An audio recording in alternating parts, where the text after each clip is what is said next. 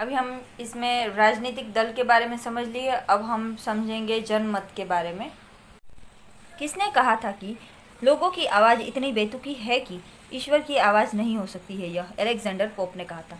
कानून और जनमत में संबंध है, एक दूसरे के कानून और जनमत पूरक है। लोकतंत्र में जनमत जिसके माध्यम से प्रमाणित अभिव्यक्ति प्राप्त करता है, क्या प्राप्त करता है? संसद जो है वो जनमत जिसके माध्यम से प्रमाणित अभिव्यक्ति प्राप्त करता है वह संसद है। यह किसका कथन है कि वह मत जनमत है जो जन कल्याण की भावना से प्रेरित है? बेनी प्रसाद का यह कथन था। पब्लिक ओपिनियन कृति प्रोफेसर गार्नर की है। किसने जनमत की महत्वपूर्ण भूमिका होती है? किसमें जनमत की महत्वपूर्ण भूमिका होती है? तो यह लोकतंत्र में जनमत की महत्वपूर्ण भूमिका होती है। किसने कहा कि शुद्ध लोकमत और जनता में अभिव्यक्ति मत में अंतर होता है? बेनी प्रसाद ने जनमत और शुद्ध मत में अंतर बताया है। किसने जनमत निर्माण के तथ्य को उस परिवेश से जोड़ा है जिसमें लोग रहते हैं? ह्यूमन ने जनमत निर्माण के तथ्यों को उस परिवेश से जोड़ा है जिसमें लोग रहते हैं। स्वस्थ जनमत निर्माण में प्रमुख बाधा है जातिवाद। जनमत निर्माण का प्रमुख साधन राजनीतिक दल, प्रेस, दबाव समूह सभी है। किसका मत है कि सभी सरकारें चाहे वे कितनी भी दूषित क्यों न हो, अपनी शक्ति के लिए लोकमत पर निर्भर रहती है? यह मत है ह्यूमन का कि सभी सरकारें, कितनी भी कोई भी सरकार दूषित क्यों ना हो, लेकिन फिर भी उसे लोकमत पे आधार रखना पड़ता है। ह्यूमन का यह मत था। लावेल ने राजनीतिक व्यवस्था के आधार पर जनमत निर्धारण हेतु लोगों को कितने समूह में वर्गीकृत किया? 4 समूहों में वर्गीकृत किया लोवेल ने। जनमत की अवहेलना पर क्रांति की संभावना होती है। जनमत की अवहेलना पर क्रांति की संभावना होती है। किसके द्वारा public opinion in war and peace शीर्षक से अपने अध्ययन में रुझानों के मनोरंजन सिद्धांत का निर्माण किया? लोवेल ने republic opinion in war and peace शीर्षक से अपने अध्ययन में रुझानों के मनोरंजन सिद्धांत का निर्माण किया। लोवेल। शिक्षण संस्थाएं जनमत के निर्माण में किस प्रकार से सहायता करती है? नैतिक गुणों को विकसित करती है। किसका मत है कि शासन को बहुसंख्यकों के स्नेह पर न सही किंतु उनकी मूल स्वीकृति पर आधारित होना चाहिए? प्राइस का यह कथन है। किसने कहा कि जनमत एक ऐसा शब्द है जिसकी परिभाषा देने के बजाय उसका अध्ययन होना चाहिए? टेरोन का यह कथन है। किसका कथन है कि इच्छा राज्यों का आधार है, शक्ति नहीं? टी.एच. ग्रीन का कथन है कि इच्छा राज्यों का आधार है, शक्ति नहीं है।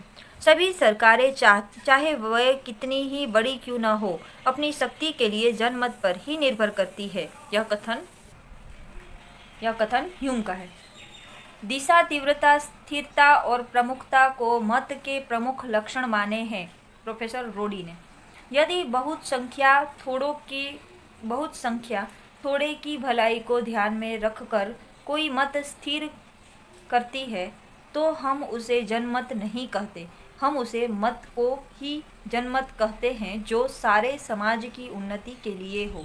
यह कथन डॉक्टर बेनी प्रसाद का है कि थोड़े लोगों का मत जो है उसे हम जनमत नहीं कहेंगे, जनमत उसे कहेंगे कि जिसमें सारे राष्ट्र का भलाई हो।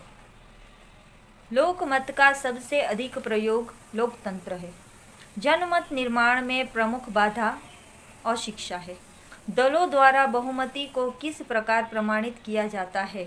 जनता को महत्वपूर्ण प्रश्नों व समस्याओं से परिचित कराकर दलों द्वारा बहुमत के किस प्रकार प्रमाणित किया जाता है? तो जनता को महत्वपूर्ण प्रश्नों और समस्याओं से परिचित कराकर दल जो है वो अपना लोकमत प्राप्त करने के लिए कार्यरत होते हैं। लोकतंत्रीय सरकार द्वारा जनमत का ध्यान रखा जाता है क्योंकि जनमत सरकार का एक अच्छा न्यायाधीश है। प्रेस की अपेक्षा सार्वजनिक सभा जनमत निर्माण में अधिक। नेक्स्ट टॉपिक ले रहे हैं हम, प्रेस की स्वतंत्रता। प्रेस की अपेक्षा सार्वजनिक सभा जनमत निर्माण में अधिक अच्छा माना जाता है क्योंकि इससे प्रजा जो है वो प्रत्यक्ष तरीके से प्रभावित होती है।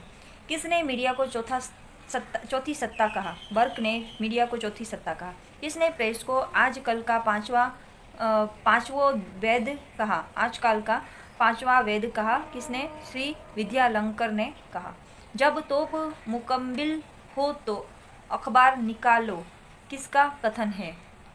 शायर अकबर इलाहाबादी का यह कथन है। किस देश के संविधान में प्रेस की स्वतंत्रता का उपबंध स्पष्ट उल्लेखित है? अमेरिका में। किसका कथन था कि प्रेस जनमत को व्यक्त करने वालों में सर्वप्रथम है? ब्राइस का। किसने प्रेस की ताकत को सर्वोच्च स्वीकार किया है? हिटलर ने।